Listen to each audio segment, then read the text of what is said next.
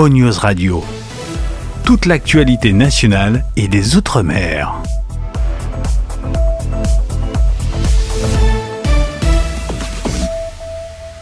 C'est la rentrée avec Voyage Antillais. Profitez de nos promos exclusives à 521 € vers la Guadeloupe et la Martinique. Oui, vous avez bien entendu, 521 € pour partir au mois d'octobre ou novembre vers la Guadeloupe et la Martinique. Et en plus, vous bénéficiez de 46 kg en soute et de toutes les facilités de paiement pour seulement 521 €. Nombre de places limitées, alors n'attendez plus et rendez-vous dans nos agences de Paris et de Saint-Denis ou sur notre site internet voyageantillais.com. 521 €, les vacances qui continuent avec Voyage Antillais. Voyage Antillais, nous là qui faisons voyager. Martinique Actualité. Le syndicat CSTM nous a fait parvenir le communiqué suivant. La CSTM s'insurge contre l'utilisation disproportionnée de la force publique dans le cadre de revendications justes et légitimes des Martiniquais. La centrale syndicale des travailleurs martiniquais exige le départ immédiat des compagnies républicaines de sécurité bannies de l'île depuis 1959. La préfecture de Martinique a annoncé la prochaine table ronde contre la vie chère. Elle se tiendra demain, jeudi 10 octobre. Rappelons que le préfet a passé 10 jours dans l'Hexagone et qu'il revient avec des propositions précises avalisées par le gouvernement. Quoique annoncé depuis plusieurs jours, cela n'a pas empêché la grève générale qui se déroule aujourd'hui en Martinique. Il est vrai que les organisations syndicales comme les associations citoyennes tiennent à protester contre la violence dont ont été victimes des militants du RPRAC au rond-point de Mao, des violences perpétrées par les CRS, des CRS dont ils demandent le départ de Martinique. Outre la vie chère, entre juillet 2023 et juillet 2024, les prix ont augmenté en Martinique de 3,2%, le SMIC n'ayant pas progressé dans les mêmes proportions. Il est clair que le niveau de vie des Martiniquais a baissé. La question de la vie chère est à la fois importante et difficile, importante tant elle impacte les foyers et imprègne le débat public. Difficile tant on sait qu'il n'y a pas de recette miracle, que chaque progrès doit être apprécié et que sa perception sur le terrain est toujours incertaine. Les entreprises participent pleinement aux réflexions pour une meilleure efficacité du circuit économique et prendront leur part de solutions modestes ou plus ambitieuses. Dans cette analyse, un constat qui interpelle les niveaux de la fiscalité locale. Celle-ci pèse sur le niveau de vie des ménages, contribue à la vie chère. La commune de France qui a le taux de taxe foncière le plus élevé est en Guadeloupe. Toutes les communes, sans exception, y ont un taux supérieur à la médiane nationale.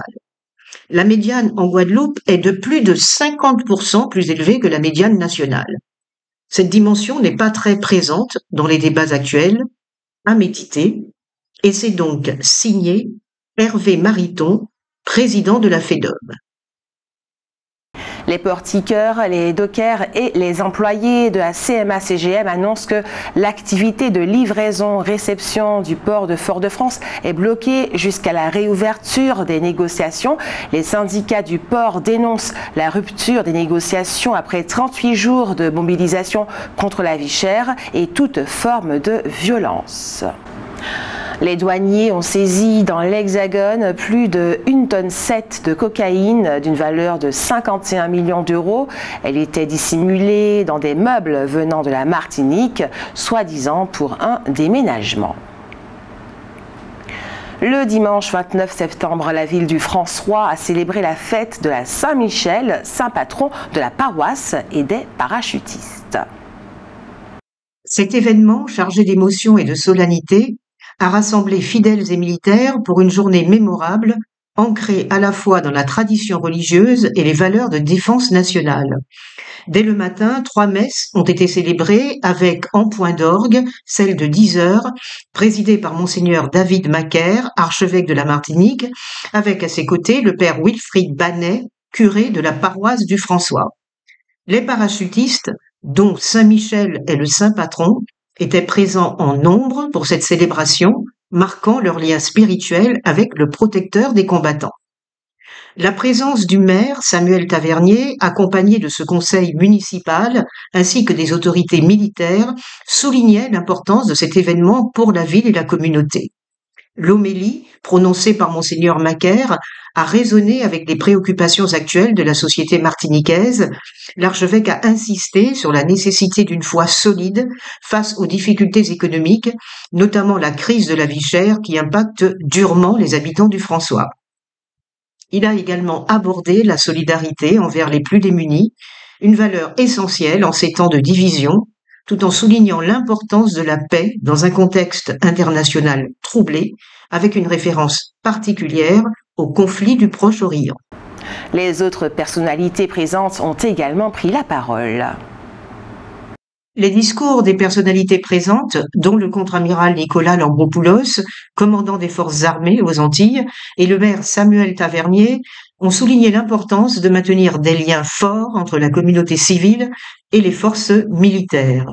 L'édile a particulièrement insisté sur la nécessaire pacification des tensions dans le monde et a rappelé le rôle difficile des élus locaux face aux défis économiques et sociaux. Après la cérémonie religieuse, la rue principale du François a accueilli un défilé militaire. En tête du cortège, Jocelyn Domerger, président de l'amicale martiniquaise des parachutistes, qui a lu la prière du parachutiste et rendu hommage à tous les soldats ayant servi sous le signe de Saint-Michel. Ce moment de communion s'est poursuivi par une remise de médailles sur la place du centre-bourg et par un dépôt de gerbes à la statue de Saint-Michel à l'intérieur de l'église et au monument aux morts récemment restauré pour honorer la mémoire des héros de la commune. Après le recueillement et l'hommage, la journée s'est terminée joyeusement avec les concerts de Tania Saint-Val et de Dominique Coco. Et vous avez sans plus attendre la parole. C'est l'heure de votre avis compte. Les manifestations doivent-elles se poursuivre jusqu'à ce que les prix baissent? Nous vous écoutons.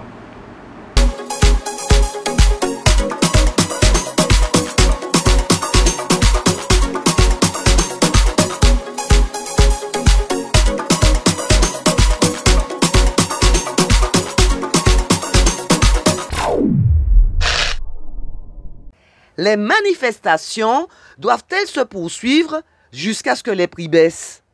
C'est délicat parce que dans le cas actuel, on a une sorte d'impasse qui est le gouvernement en France. Donc, tout le temps, il n'y a pas répondre en favorable. Nous obligés qu'à attendre. Mais nous attendre qui ça? C'est ni 2-3 personnes qui morts. Là, qu'il y a 2-3 personnes qui morts, il y a comprendre bagaille là. Puisque c'est traîner ou pas traîner. Faut pas traîner. On est 4 députés pour faire qui ça? Faut pas un député ou député. Donc, qui ça? Un député, il est là pour justement transmettre au Parlement ce qui ne va pas dans le pays. Si ça n'a pas qu'à aller au niveau, fiscal, faire manœuvre, porter manœuvre. Et puis, goût-même, faire la grève. Il y a aussi pour faire la grève, hein, pour moi personnellement. Ou qu'on fait la grève, ou qu'on dit bon, nous qu'on fait la grève aujourd'hui, nous devant l'Assemblée nationale, et puis nous qu'on camper. C'est tout. Les manifestations doivent-elles se poursuivre jusqu'à ce que les prix baissent? Non, je crois que la méthode, en fait, l'idée de départ, elle est bonne. Tout le monde a reconnu qu'effectivement, il faut que les prix sont exponentiels, voilà. Mais c'est pas de cette façon qu'il faut faire. Tu as bien vu que la violence appelle la violence. Et en fait, on va se retrouver dans quelque chose qui sera un chaos. Est-ce que tu as déjà vu un chaos? Le chaos ne donne rien de bon. Tu as déjà secoué une radio avec les composants à l'intérieur? Tu l'as mis en pièces, tu la secoues comme un chacha. Est-ce que quand tu as fini de secouer, ça va te faire une radio montée? Non, c'est impossible. Donc, ce qu'il y a, c'est que les jeunes sont comme un ressort. Il y a longtemps que cette souffrance-là est au sein du peuple. Ce qu'il y a, c'est qu'en fait, dernièrement, je suis allé à Volga, à côté du temple évangéliste de Volga. C'est une gabegie, c'est immonde. À côté d'un temple évangéliste, si tu vas là, il y a des ordures à n'en plus finir. Franchement, alors que monsieur maire de ceci, cela, ils ont arpenté pied à pied. Ils ont arpenté pied à pied. Volga pour avoir des voix. Il est installé dans le fauteuil. Si tu vas près de l'église évangéliste, c'est une infection, c'est une incurie. Tu vois? Donc on n'est pas parti dans un délire fou. Et qui est-ce qui est content là-dedans? Satan le diable. Bien évidemment, notre ennemi séculaire, c'est lui qui rigole. Parce qu'en fin de compte, là maintenant, le monde est sans queue ni tête. Donc tu vois, donc là maintenant, la sagesse de l'homme est sottise devant Dieu. Outremernews.fr, le site de l'actualité Outre-mer, 24 heures sur 24 et 7 jours sur 7. Retrouvez la chaîne Outremer News sur YouTube.